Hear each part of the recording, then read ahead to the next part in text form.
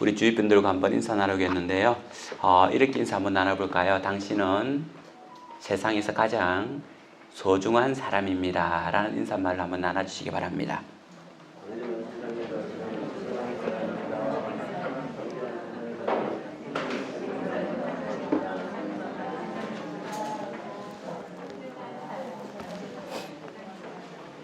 이건 단순히 우리의 고백뿐만 아니라 예수님의 고백이기도 하죠. 예수님께서 온 천하보다도 우리가 귀하다고 했으니까 우리 한 사람 한 사람은 세상에서 가장 귀하고 존귀하고 소중한 존재입니다. 계속해서 우리가 마가복음 13장을 살펴보고 있는데요. 왜 이 말씀이 이때에 전해져야 될지 제가 말씀을 준비하면서 때로는 감탄하기도 하고 때로는 굉장히 묵상을 깊게 할 수 있는 그런 말씀이었던 것 같습니다. 이게 예수님께서 말하면, 다른 말로 말한다면 감림산에서 말씀한 말씀이지만 종말이 어떻게 될 것인지를 바라보는 말씀이에요. 그런데 이 말씀을 전하는 중간에 계속해서 코로나 사태를 통해서 우리의 상황과 형편이 굉장히 어려웠습니다. 그래서 지난주, 그 앞주 3주 걸치면서 앞에는 성전이 무너질 것에 대해서 이야기하면서 작은 내가 큰 일을 하는 것이 중요한 게 아니라, 성전이 큰 것이 중요한 것이 아니라 하나님께서는 우리에게 주어진 일 하나하나를 성실하게 해가는 것이 중요하다라고 하는 말씀을 드렸고, 또 성전이 무너질 때가 어떤 현상이 있겠습니까? 라고 했을 때에 지난주에는 지진이 일어나겠고 전쟁이 일어나겠고 하는 부분들을 말씀을 드렸습니다. 그러면서 오늘 또 이와 같은 말씀이에요. 그러면서 제가 묵상을 하면서 왜 마가복음 13장을 하나님께서 이때의 말씀을 전하게 하셨을까? 우리는 그냥 마가복음 계속 앞에서부터 찾아보고 오고 있잖아요. 그런데 딱 이때에 왜 말씀을 전하게 하셨을까라고 하는 그런 생각을 가지면서 3주 동안 묵상하면서 말씀을 계속해서 전하고 있습니다. 아마 다음 주에도 이 다음 말씀 이어질 것 같은데요. 계속해서 이 말세지 말에 종말의 때에 우리가 경각심을 가지고 하나님께서 우리에게 주신 하나의 경고성의 말씀으로 받아들였으면 좋겠습니다. 산업재해에 이런 법칙이 있습니다. 1대 29대 300이라고 하는 재해 법칙이 있는데요. 이걸 아인리 법칙이라고도 이야기를 합니다. 곧 무슨 말이냐면 큰 대형 사고가 일어날 경우에, 하나의 큰 대형 사고가 일어날 경우에는 29개의 작은 사고가 있고 300개의 징조가 있다라고 하는 거예요. 다른 말로 말한다면 30개의 징조, 29개의 징조가 있는 다음에 한 개의 작은 사고가 일어나고, 이런 것이 작은 사고가 29번 반복되다 보면 대형 사고가 일어난다라고 하는 건데, 쉽게 말한다면 우리가 자동차를 타고 가다가 대형 사고가 일어나는 경우가 있지 않습니까? 그 대형 사고가 일어나기 전에는 그와 비슷한 부주의하여 일어난 사고가 29개가 있다는 거예요. 긁힌다든지 다른 차와 또 접촉사고 일어난다든지 파킹을 하다가 또 문제가 있는지, 이런 사고들이 29개가 일어나고, 이런 자그마한 접촉사고가 하나 일어나기 위해서는 또 29개의 실수들이 일어난다는 거예요. 곧 내가 그냥 급해가지고 유턴을 한번 타겠다든지, 아니면은 좌회전 신호가 안 들어왔는데 급하게 좌회전을 했다든지, 이렇게 남 모르게 저질렀던 이런 실수들 29개가 모이면 하나의 작은 사고가 생기고, 이 작은 사고가 29개, 30개가 되면 대형 사고가 일어난다. 그래서 1대 29대 300개의 징조 다음에 큰 사고가 일어난다는 거예요. 그래서 아인리라고 하는 사람이 1930년대에 산업재해 현장을 돌아다니면서 다 조사를 해보니까 이런 통계가 나온 거예요. 그러면서 그분이 주장한 것은 뭐냐 하면, 작은 징조가 일어날 때에 이것에 대하여 미리 예비하지 않으면 언젠가는 큰 재해가 일어날 것이다 라고 하는 거예요. 히로시마에 있었던 히로시마 맞습니까? 그 원전 사고라든지 우리나라에 일어나는 어떤 대형 사고들은 어느 날 갑자기 뻥 터지는 것이 아니라 이런 수없이 많은 징조가 있는 다음에 일어난다는 거예요. 그래서 이런 징조가 있을 때에 미리미리 대비하고 조심하는 것이 큰 재해로부터 벗어날 수 있는 것이다 라고 말하고 있습니다. 신앙도 그렇습니다. 시험을 들기 전에, 큰 시험을 들기 전에 갑자기 뻥 시험에 드는 게 아니에요. 조그마한 시험들이 모여서 30개쯤 되면 큰 시험에 드는 거고, 또 조그마한 시험이 들기 전에는 여러 번의 어떤 실수를 한다든지 실수를 당한다든지 이런 일들이 있는 다음에 큰 시험을 당하는 경우가 있습니다. 종말을 살아가는 것도 그렇습니다. 주님께서는 어느 날 갑자기 이 세상의 끝이 오겠다라고 말하지 않고 여러 징조를 보여주고 있는 거예요.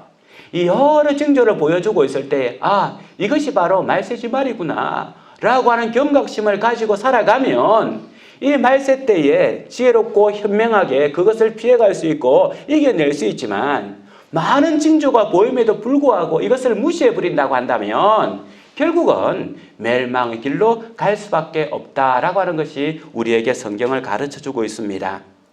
오늘 말씀은요, 마가복음 13장 14절에서부터 23절 말씀은 좀 복잡한 말씀입니다.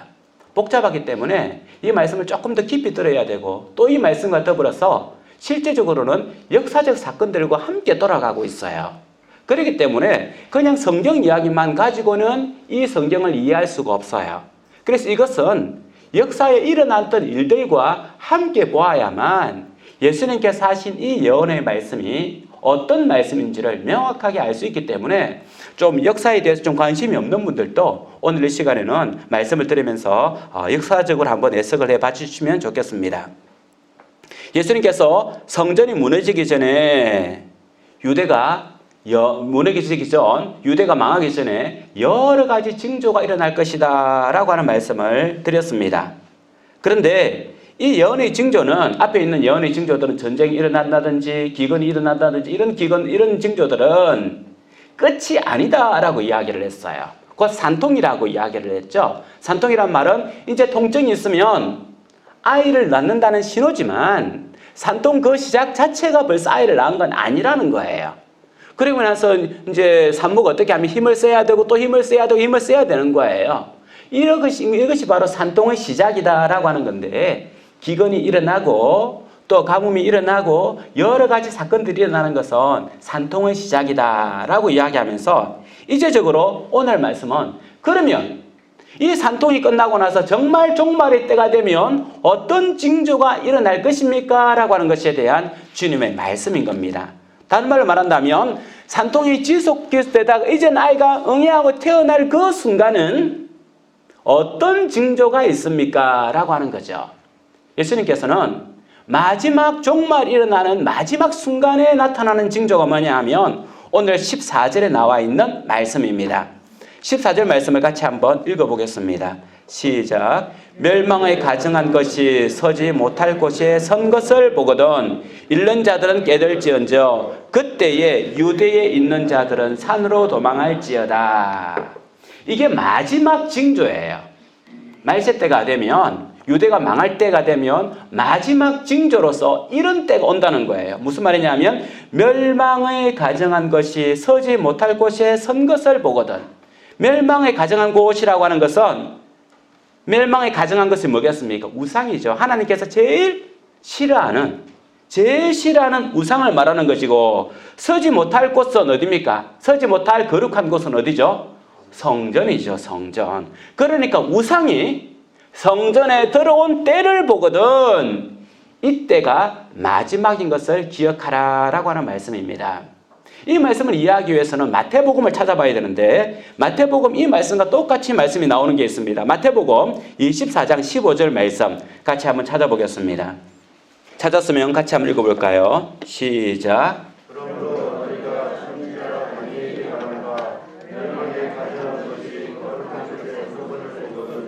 예. 말씀해 보면 멸망에 가증한 것 같은 말씀이고요. 서지 못할 곳은 그 성경에 보면 마태복음에서는 거룩한 곳이라고 표현되고 있습니다. 서지 못할 곳은 어디냐면 거룩한 곳, 그 성전을 말하고 있는. 그래서 마태복음 24장 15절 말씀과 마가복음 13장 14절 말씀을 합쳐서 본다면 말 그대로 명확하게 가증한 것은 우상이요, 그리고 또 거룩한 그곳은 성전인 것을 말하고 있습니다. 그런데 예수님께서는 마태복음 24장 15절에서는 뭐라고 이야기했냐면 다니엘 이야기를 하는 거예요. 이것이 어디에서 빌려온 것이냐 하면 다니엘이 말한 바 선지자 다니엘이 말했다라고 하는 거예요. 그래서 이 말씀을 조금 더 이해하기 위해서는 다니엘서를 찾아가야 합니다. 다니엘은 누구냐 하면 우리가 잘 알고 있는 것처럼 주전, 예수님이 오기 전 600년 전의 사람입니다. 600년 전의 사람인데 579년 바벨론으로 포로가 되어가죠. 예수님 오기 전 579년 바벨론으로 포로가 되었는데 그때 잡혀간 사람들이 젊으면서도 똑똑하고 잘생겼고 장차 미래의 지도자가 될 만한 사람들을 바벨론에서 다 붙잡아갔는데 이 소년 중에 한 사람이 바로 다니엘이었어요. 나중에 다니엘이 성장하여서 이 바벨론의 총리 대신이 되기도 하지만 그가 기록한 책이 뭐냐 하면 다니엘서죠. 이 다니엘서는 구약의 묵시록이라고 이야기합니다. 신약의 묵시록은 우리가 잘 알고 있는 것처럼 요한계시록을 통해서 뭘 보냐면 장차 이 땅의 멸망이 어떻게 될 것인가 라고 보는 것이 요한계시록이에요. 다니엘서는 장차 유대의 결말이 어떻게 될 것인가를 보여주는 것이 다니엘서입니다. 그래서 구약의 묵시록은 다니엘서, 신약의 묵시록은 요한계시록인데 우리가 잘 알고 있는 것처럼 이것을 서로 비교하면서 장차 되어질 종말에 대해서 많은 신학자들이 이야기를 하고 있습니다. 그래서 이 말씀은 어디에서 나온 말씀이냐 하면 다니엘서 9장 27절 말씀. 예수님께서 다니엘서를 언급하셨는데 다니엘서 9장 27절 말씀을 언급하고 있는 말씀입니다. 한번 찾아가 보도록 하겠습니다.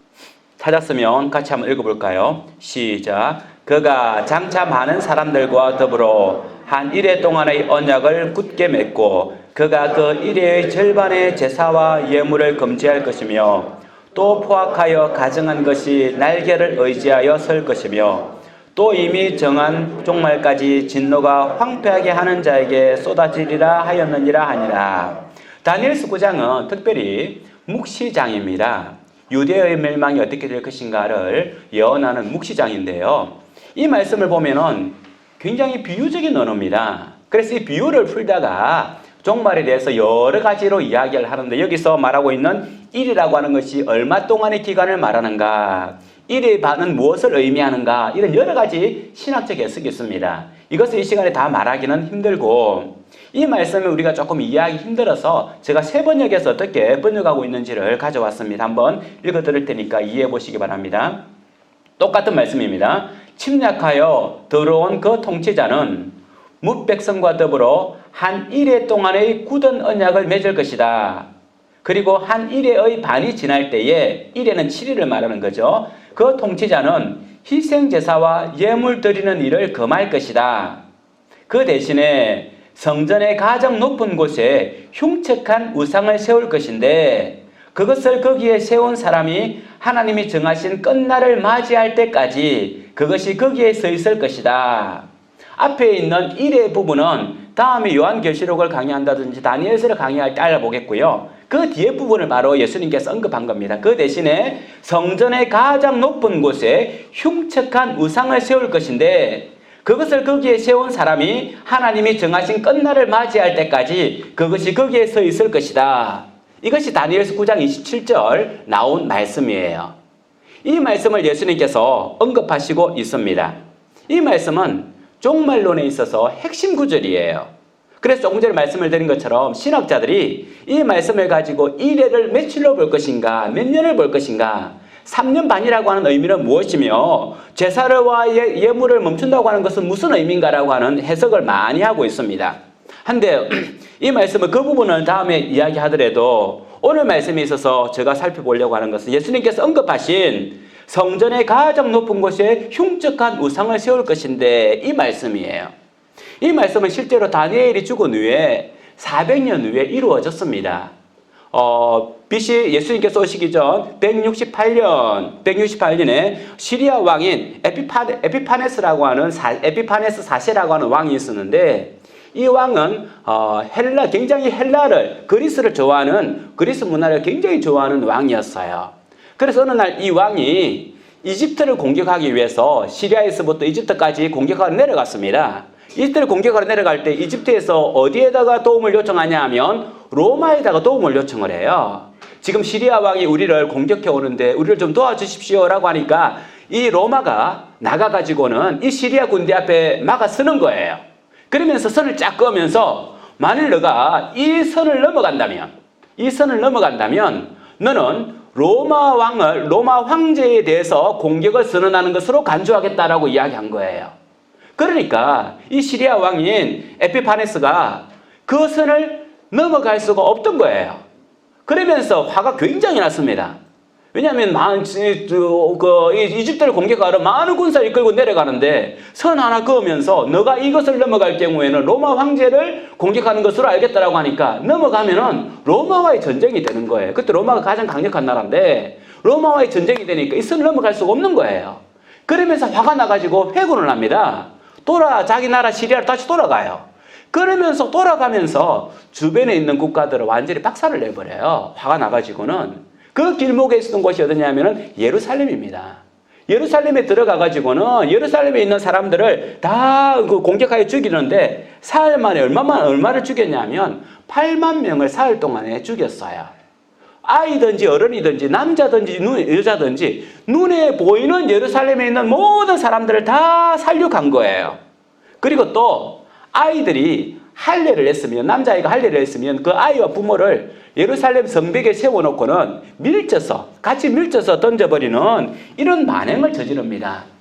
그리고 난 후에 성전을 정복하고는 성전에 하나님을 섬기는 이 지성소에다가 제우스 신을 세워놓고는 이 제우스 신을 섬기는 행위를 해요.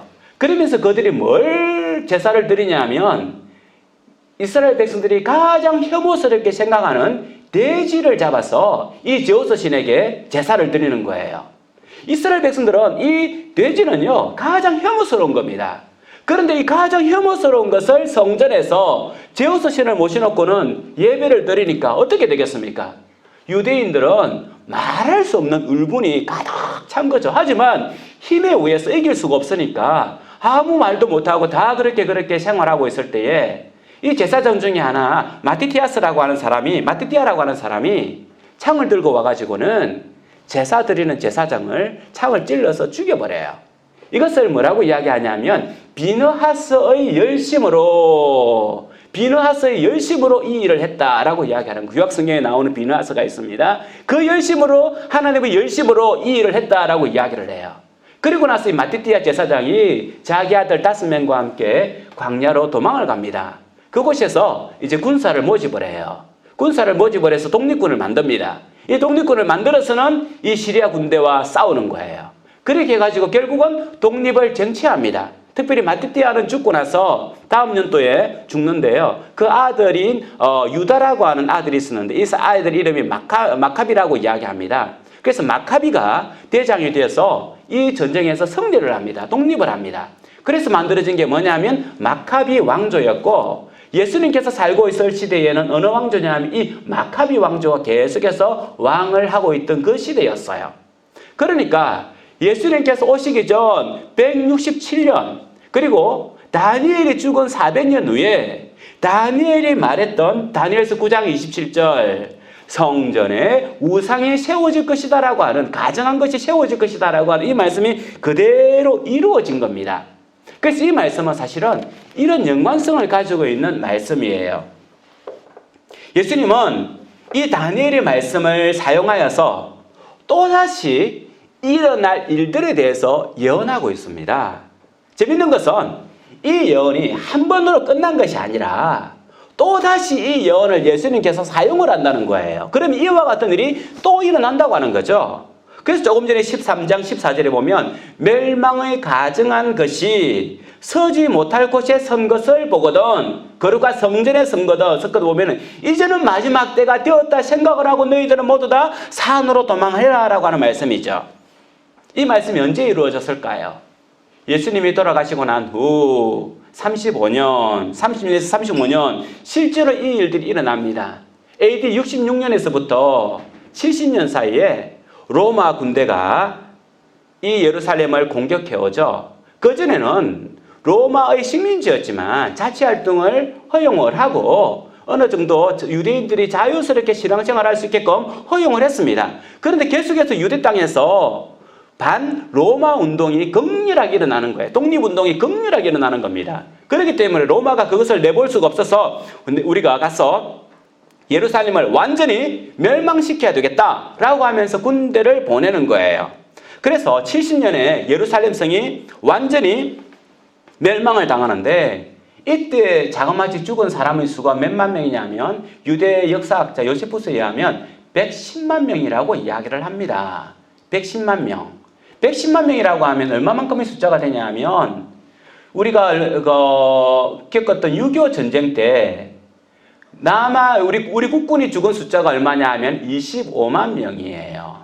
그리고 민간인도 그 정도 죽었고, 그래서 우리 한국 군인들이 죽고 민간인이 죽고 유엔군이 죽고 중공군이 죽고 북한 군인이 죽은 수가 110만 정도가 돼요. 6.25 전쟁 때에 이렇게 죽은 사람의 수가 110만인데 바로 이 전쟁을 통해서 예루살렘에 있던 사람들이 110만 명이 죽었다는 거예요. 그러면 그 조그마한 예루살렘에 어떻게 그런 많은 사람들이 모여 살 수가 있었느냐라고 했을 때에 디투스 장군이 공격한 날이 언제냐 하면 6월절이었어요. 6월절이 되면 6월절 그 절기였는데 6월절이 되면은 온 이스라엘 백성들이 예루살렘에 다 모이잖아요. 수백만이 모이는 시간이었습니다. 디투스 장군이 바로 6월절에 예루살렘을 공격을 하여서 110만이나 되는 많은 사람들을 참혹하게 죽인 사건이 일어납니다. 예수님의 말씀이 바로 이루어진 거죠.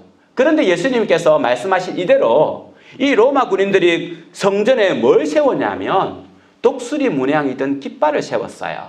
성전에 독수리 문양 깃발을 세웠는데 이 독수리 문양은 황제를 의미하는 거였습니다.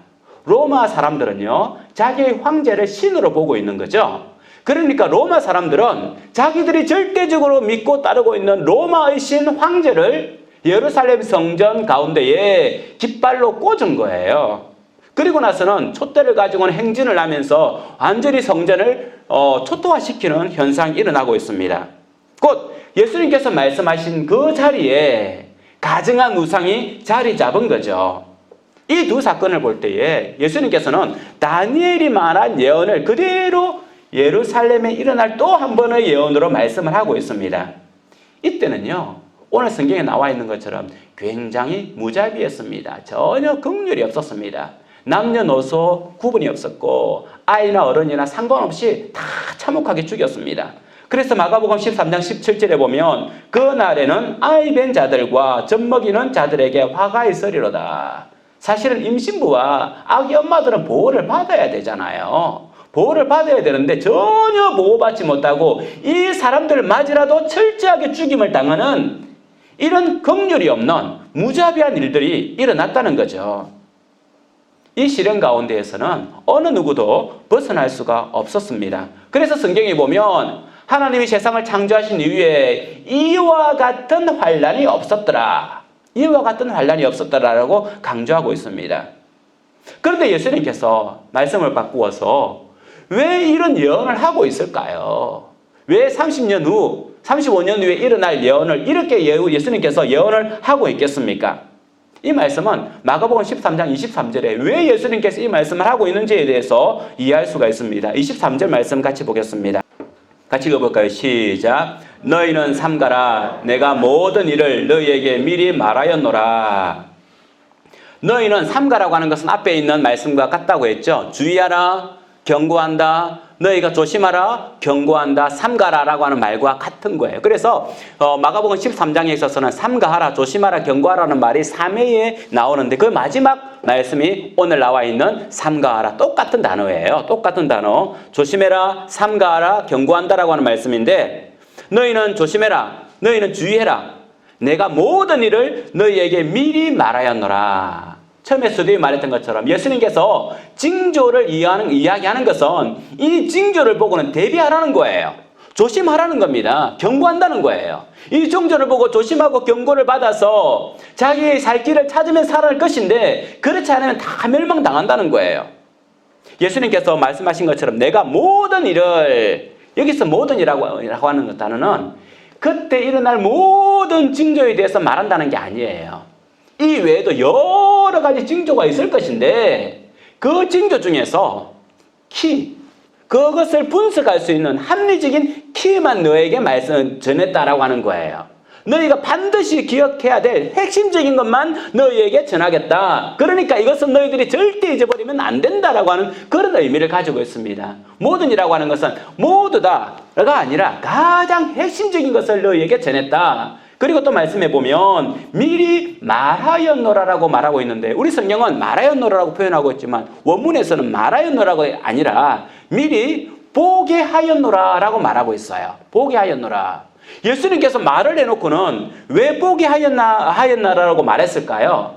이것은 명확한 사실이기 때문에 그렇습니다.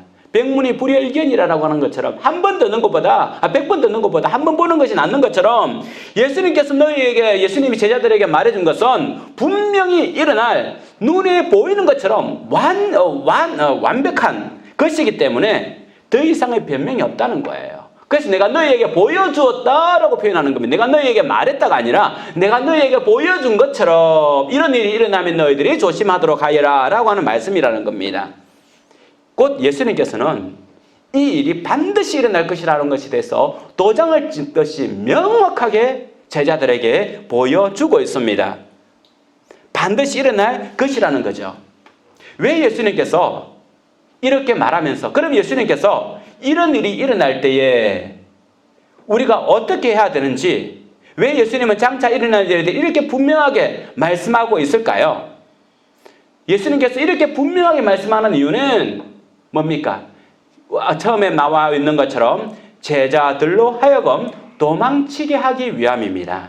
징조가 일어날 때 도망치게 하기 위함이라. 그래서 마가복음 13장 14절에 보면 멸망에 가정한 것이 서지 못할 곳에 선 것을 보거든 그때에 유대에 있는 자들은 산으로 도망할지어다. 이것이 결론인 거예요. 이런 징조가 일어나면 산으로 도망해라. 산으로 도망가라 라고 하는 것이 목적입니다. 예수님께서 말씀하시는 목적은 그거예요. 산으로 도망쳐라. 산으로 도망가라 라고 하는 것이 목적입니다. 어떻게 도망을 가야 됩니까? 라고 하는 것이 그 뒤에 있는 말씀이죠. 어슬렁어슬렁 미적미적 왔다 갔다 그렇게 도망치면 안 된다는 거예요. 굉장히 다급하고 확고하게 도망을 쳐야 됩니다. 밑에 말씀 15절과 16절 말씀을 보면 이렇게 15절 말씀에 지붕 위에 있는 자는 내려가지도 말고 집에 있는 무엇을 가지러 들어가지도 말며 지붕은 이런 옥상 같은 곳이에요. 옥상 같은 곳에서 뭐 하냐면 보통 기도를 한다든지 산책을 하든지 환담을 해요. 그런데 이런 징조가 있으면 밑에 내려가서 자기의 귀중한 귀중품을 가지고 도망갈 시간이 없다는 거예요. 바로 옥상에서 집으로 내려오지 말고 옥상 계단을 통해서 산으로 도망가라는 겁니다. 집에 내려와가지고 자기 집에 있는 귀중한 거 챙겨놓고 호주머니 집을 열 시간이 없다는 거예요. 그대로 도망치라는 거예요. 그만큼 다급하다는 거죠. 17절에 보면 16절이네요. 밭에 있는 자들은 겉옷을 가지러 뒤로 돌이키지 말며 밭에 일하러 갈 때 겉옷을 가져가지 않고 그냥 편한 목적으로 헛옷을 입고만 가서 일을 합니다. 일을 하고 있는데 사건이 터진 거예요. 그럼 사건이 터지고 나면 도망을 가야 되잖아요. 도망을 가야 되는데 보통 이스라엘 백성들은 외출을 할 때에 외출복을 가지고 도망을 갑니다. 왜냐하면 이 외출복은 양으로 만든 것이기 때문에 양털로 만든 것이기 때문에 밤에는 이불이 되고 낮에는 햇빛을 가릴 수 있고 다용도예요. 그래서 외출을 할 경우라든지 멀리 여행을 갈 때 반드시 이 외투를 가지고 가야 되는 거예요. 그런데 이 외투를 가져가지 않으면 밤에 추위에 뜰 수밖에 없고 굉장히 불편한 생활을 합니다. 그렇다 할지라도 너의 생활이 불편하고 너의 생활이 어렵다 할지라도 곤란이 있다 할지라도 그 외투 가지고 집에 돌아가지 말라는 거예요. 그만큼 다급하다는 겁니다. 필수품, 구호품 이런 거 가지러 집에 들어가지 말라는 거예요. 그 비상식량이나 비상품을 챙길 만큼이나 그렇게 시간이 넉넉하지 않다는 겁니다. 그 징조를 보면 바로 도망가라. 너의 목숨을 위하여 무엇을 챙기거나 너의 불편함을 위해서 무엇을 챙기거나 그런 챙길 시간이 없으니 바로 도망가라고 하는 거죠. 이 말씀은 창세기 보면 롯에게도 그대로 적용되는 겁니다. 하나님의 천사가 이제 소돔 땅을 멸망시키려고 할 때에 롯에게 이야기하죠. 너와 관계되는 사람들을 데리고 나가도록 해라라고 할 때에 롯이 어떻게 합니까? 지체하여 라고 기록을 하고 있습니다. 창세기 19장 16절에 보면 롯이 지체함에 롯이 지금 머뭇거리는 거예요. 멸망이 되는데 내가 뭘 좀 가져가야 되지 않나? 저 사람도 같이 이야기 막 머뭇거리는 겁니다. 그때 롯의 손과 아내의 손과 두 딸의 손을 천사가 잡고는 그대로 도망가게 만드는 거예요. 지체할 시간을 두지 않습니다. 지체할 시간을 두지 않아요. 그만큼 말세 때가 되면 이것저것 챙길 수 있는 시간이 없다는 겁니다. 자기의 불편함을 모면할 수 있는 무슨 물건이 있어야 되지 않겠는가? 내 목숨을 연장할 수 있는 뭔가 있어야 되지 않겠는가? 그 문제가 아니라 지금 당장 살아남는 게 중요하다는 거예요. 그러면 어디로 도망가야 됩니까? 산으로 도망가라 라고 기록하고 있어요. 산으로 도망가라. 그래서 마가복음 13장 14절에 보면 그때의 유대에 있는 자들은 산으로 도망할지어다 라고 이야기해요. 롯에게도 소돔 땅에 도망가는 롯에게도 뭐라고 이야기하냐면 들에 머물지 말고 산으로 도망하여 멸망을 피하라. 롯에게도 산으로 도망하여 멸망을 피하라 라고 이야기를 했고 오늘 유대에 머물고 있는 너희들도 이런 징조가 나타나면 산으로 도망하라 라고 이야기하고 있습니다. 산으로 도망하라는 거죠. 그래서 예수님께서도 뭐라고 이야기했냐면 산으로 도망해라. 물론 산으로 도망하라고 하는 이유는 석회암 동굴이 많기 때문에 산에 도망해야만 안전해요. 숨을 곳이 많은 거죠. 산에 들어가면 동굴이 많아서 다 숨을 곳이 많기 때문에 산으로 도망하라라고 하는 1차적 의미도 있습니다.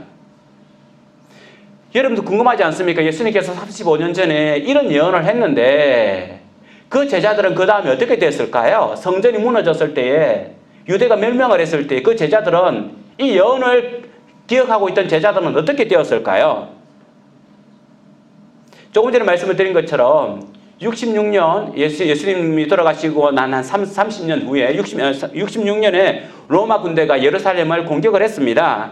그리고 나서는 그 공격을 할 때에 예루살렘 성 안에 있는 사람들 중에 종교 지도자들과 정치 지도자들이 뭐라고 했냐면 평화로다 평화로다 하나님이 우리를 지켜줄 거야 걱정하지 마 하나님께서 지켜줄 거야 이 모든 환난의 수를 건져줄 거야 괜찮아 하면서 계속해서 백성들을 진정시키면서 자기의 이권을 안에 있는 유대 지도자들이 다 그렇게 챙겼습니다. 그들에게 계속해서 괜찮다라고 하는 이야기를 함을 통해서 그들이 필요한 것을 챙긴 거죠. 그 결과는 말 그대로 처참한 죽음과 처참한 끝을 가져왔습니다. 그런데 그 중에 죽지 않은 사람들이 있어요. 69년, 멸망하기 70년인데 69년에 이 로마 군대를 지휘하고 있던 베스파시아누스라고 하는 장군이 있었는데요. 베스파시아누스 장군이 예루살렘을 막 공격을 열심히 하고 있을 때에 그때 로마의 황제였던 비텔리우스가 갑자기 죽음을 당해요. 그러면서 비텔리우스 황제가 죽으니까 그 다음 황제로 누구를 세우냐면 계속해서 예루살렘을 공격하고 있던 베스파시아누스 장군을 황제로 세웁니다. 그렇기 때문에 69년 열심히 공격을 하고 있다가 로마의 황제가 되기 위해서 로마로 돌아가요. 그러면서 이 전 지휘권을 누구에게 맡기냐면 자기 양아들인 티투스에게 맡깁니다. 그 티투스가 이 자기의 장군으로서 이 모든 것을 지휘할 수 있는 권한을 자기가 티투스가 가져요. 그러면서 그 잠깐의 시기, 지휘권이 넘어가는 잠깐의 시기에 예루살렘을 포위하고 있던 로마의 군대가 느슨해집니다. 포위망이 느슨해져요. 그때에 예수님께서 하셨던 이 말씀을 기억한 사람들이 있습니다. 제자들과 일부의 그리스도인들이 있었어요. 이 사람들은 이 예언의 말씀을 기억하고는 동쪽에 있는 데가볼리아라고 하는 땅에 펠라라고 하는 지역으로 다 도망을 갑니다. 그래서 이 예언의 말씀을 기억했던 사람들, 이 일부의 그리스도인들이 이 데가볼리 지역에 있는 펠라라고 하는 곳에 가서는 그곳에서 동굴을 짓고는 살아요. 그래서 이 사람들이 생존한 사람들이 되는 거예요. 조금 전에 말씀을 드린 것처럼 예수님의 말씀을 기억했던 그 사람들은 로마가 본격적인 공격을 통하여서 예루살렘을 완전히 박살내기 전에 이들은 도망을 쳤습니다. 사랑하는 성도 여러분, 말세를 맞이하여 우리가 피할 곳은 어디입니까? 이 말씀은요, 단순히 예루살렘에게만 주어지는 말씀이 아니에요. 이 시대에 주어지는 말씀입니다. 요한계시록 6장 7절과 8절 말씀을 한번 찾아보겠습니다. 요한계시록 6장 7절과 8절 말씀입니다. 같이 한번 말씀을 읽어볼까요? 요한계시록 6장 7절과 8절입니다. 시작. 넷째 인을 떼실 때에 내가 넷째 생물의 음성을 들으니 말하되 오라 하기로 내가 보매 청황색 말이 나오는데 그 탄 자의 이름은 사망이니 음부가 그 뒤를 따르더라. 그들이 땅 4분의 1의 권세를 얻어 금과 흉년과 사망과 땅의 짐승들로서 죽이더라. 이 말씀을 제가 다시 한 번 더 세 번역으로 말씀을 해드리면 이렇게 다시 번역할 수가 있습니다. 그리고 내가 보니 청황색 말 한 마리가 있는데 그 위에 탄 사람의 이름은 사망이고 지옥이 그를 뒤따르고 있었다. 그들은 칼과 기근과 죽음과 들짐승으로서 4분의 1에 이르는 땅의 주민들을 멸하는 권세를 받아가지고 있었다. 이것이 세 번역에서의 번역입니다. 이것은 말세 때가 되면 일어날 재앙에 대해서 이야기를 하고 있는 거예요. 말세 때 어떤 재앙이 일어날 것이냐?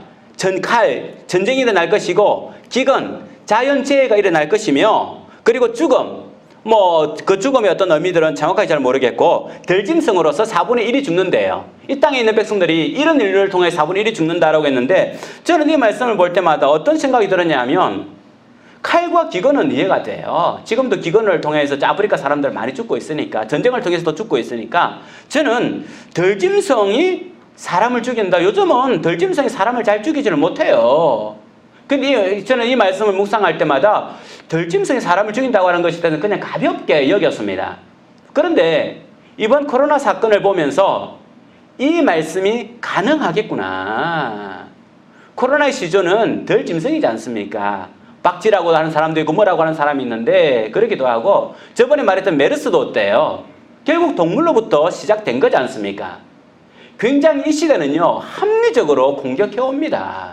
사자가 나타나서 호랑이가 나타나서 독수리가 나타나서 있는 사람들을 물어뜯거나 죽이는 것이 아니라 조그마한 미물, 조그마한 것으로부터 공격을 받는다고 하는 거죠. 그래서 성경은 동물로서도 사람을 죽이는데 말 그대로 눈에 보이는 큰 소랑이나 사자가 아니라 자그마한 그 박쥐라든지 아니면 유순해 보이는 그 낙타라든지 이런 것을 통하여서도 사람에게 충분히 해를 끼치고 전염병을 옮길 수 있다라고 하는 거죠. 저는 이번 주를 지내면서 지난주를 보내면서 굉장히 힘들다고 할까요? 마음이 울컥울컥할 때가 많았습니다. 여러분들도 메시지를 많이 받았겠지만 예배를 드리지 않고 예배에 가지 않고 가정에서 예배 드리기를 당부한다라고 하는 것을 받았을 거예요. 물론 정부가 취할 수 있는 조치라고 저도 인정을 합니다. 한데 중요한 건 이 시대 때에 우리는 어떻게 행동할 것인가? 정부가 그렇게 하는 것에 대해서는 굉장히 합리적이에요. 사회적 문제를 해결하는 데 있어서 그렇게 할 수 있다고 생각을 듭니다. 하지만 예수님을 믿는 믿음의 관점으로 볼 때 이것을 우리는 어떻게 해야 될 것인가? 저는 대형 교회들은 문을 닫을 수 있다고 생각을 해요. 그래서 어느 시대든지 그 시대가 혼란스럽고 그 시대가 무너질 때 제일 먼저 무너진 것은 대형 교회였습니다. 대형 교회들은 사회의 큰 바람 앞에서 다 쓰러져요. 쓰러질 수밖에 없는 것이 대형 교회입니다. 그런데 남은 거리두기처럼 그 시대를 지키고 그 종교를 지키는 것은 대형 교회가 아니라 그 속에서 자생하고 살아나는 작은 교회라는 거예요. 작은 교회들이 살아남습니다. 작은 믿음 같지만 작은 교회의 성도들이 이 시대를 거슬러서 살아남는다는 거죠. 저도 코로나19가 사회적 전파성을 가지고 여러 사람들을 힘들게 하는 것에 대해서 지난주에 말씀했던 것처럼 교회가 우리가 회개해야 될 부분이 있다라고 말씀을 드렸습니다. 이제 핍박은요 눈에 보이는 총과 칼과 어떤 말이 아니라 사회적인 굉장히 합리성을 가지고 사회적 합의를 가지고 도전해 옵니다.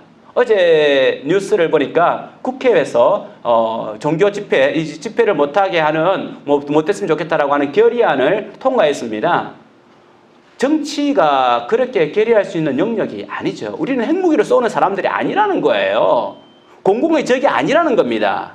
그런데 지금 기독교인들이 공공의 적으로 되어가고 있는 현실이에요. 여러분들이 예배 드리러 올 때에 눈치 보지 않았습니까? 주위 사람들이 신경 쓰이지 않습니까? 저는 신경 쓰이더라고요.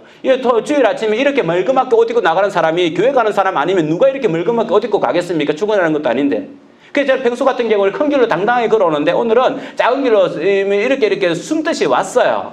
무슨 말이냐면 신경이 쓰인다는 거예요. 신경이 쓰인다는 거예요. 그런데 사랑하는 성도 여러분, 우리가 알고 있는 것처럼 일본이 기독교가 다 사라지게 된 이유가 바로 이 고난을 견디지 못한 이유도 있지만 그 전에 일본에 먼저 복음이 들어갔을 때에 이 예수님을 믿는 사람들을 감금하고 이 사람들을 왕따시키는 일들이 있었어요. 이것을 가리켜서 뭐라고 하냐면 일지매라고 이야기합니다. 일지매. 예수 믿는다라고 하는 것 때문에 자기들이 공동체에서 빼버리는 거예요. 그러면 옛날에는 서로 의지하면서 살아가는 건데 이 사람들이 서로 돕지 않으면 이 사람들은요, 예수 믿는 사람들은요, 버틸 수가 없는 거예요. 사회적으로 버틸 수가 없게끔 만들어버렸습니다.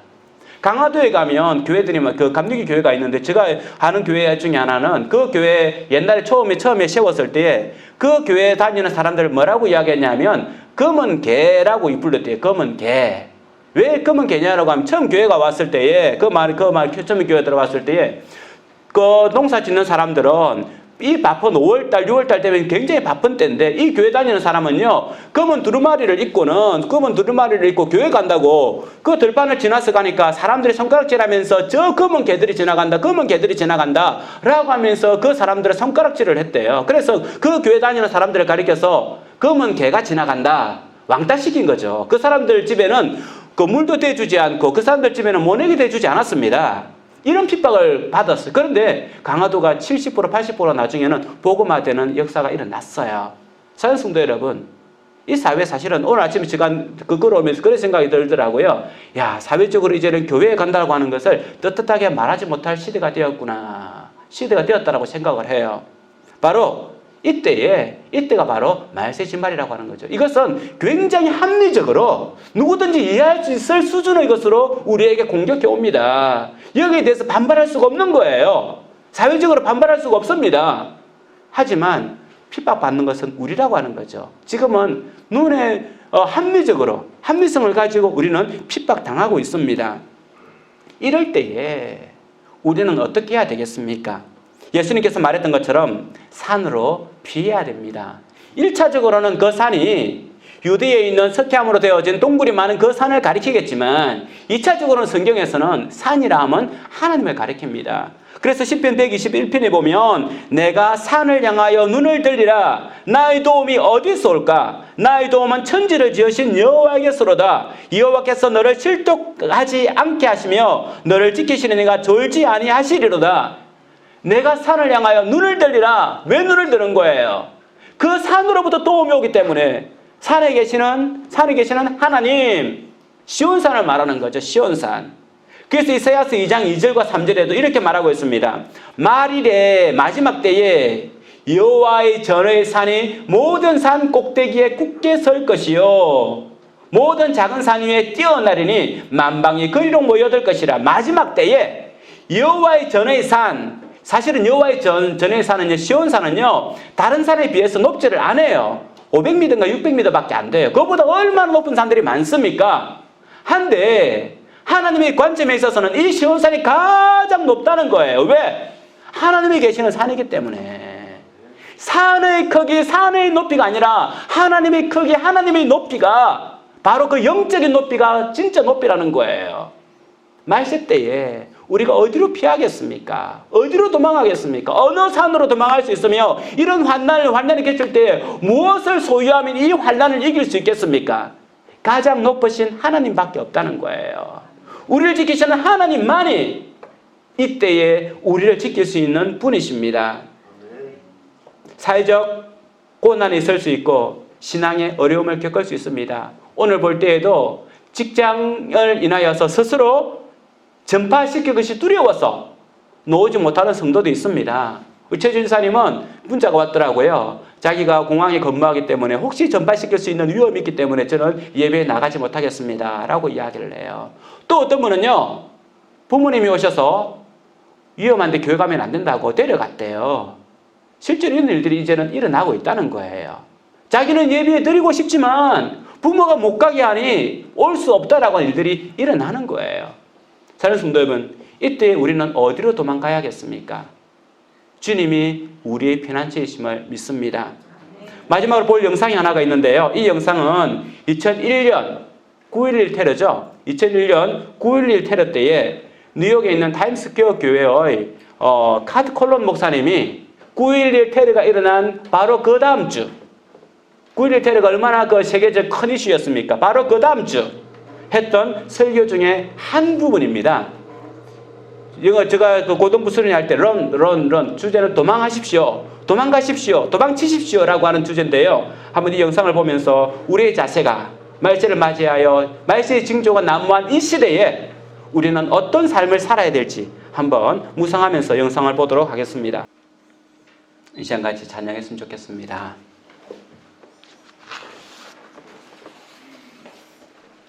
영상을 보면서 주님은 우리를 사명자로 부르셨고 이 땅의 성공과 부자가 되고자 하는 욕망으로부터 또 편안한 교회 생활을 원하는 것으로부터 도망치라라고 이야기하고 있습니다. 주님의 뜻을 따라서 주님의 말씀을 따라서 이 땅을 살아가야 될 우리는 그런 존재입니다. 이 땅에 진정한 부흥, 하나님께서 임재하셔서 치료하시고 세우시는 그런 은혜의 땅이 되기를 소원하는 마음으로 부흥을 같이 찬양하도록 하겠습니다.